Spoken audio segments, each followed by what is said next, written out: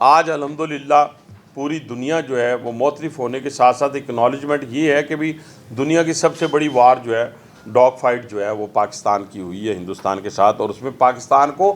فتح نصیب ہوئی ہے۔ یہ نہیں ہوا کہ جی آدھی اس نے جیتی ہے آدھی ہم نے جیتی ہے، تو یہ بہت بڑی کامیابی ہے اپنے سے کئی گنا بڑے دشمن کے مقابلے میں۔ یعنی میرے پاس ایک جہاز ہے، میرے دشمن کے پاس 10 ہیں، میرے پاس ایک فوجی ہے، میرے دشمن کے پاس 20 فوجی ہیں، لیکن اس کے نتیجے میں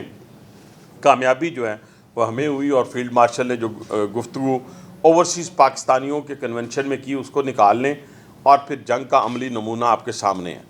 اور جنگ کا عملی نمونہ یہی ہے کہ وہ پوری کی پوری سپیچ جو ہے وہ جو ایک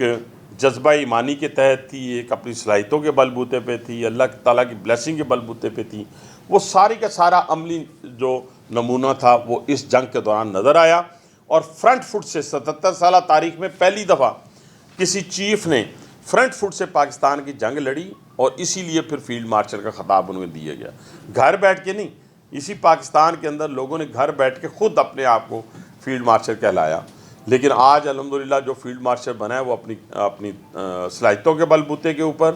اور اس ملک کو فتح دلانے کے بل بوتے کے اوپر، اس قوم کو پوری دنیا کے اندر سر فخر سے بلند کرنے کی بدولت، اور اللہ تعالیٰ نے ان کو اس بہت بڑے اعزاز سے نوازا ہے۔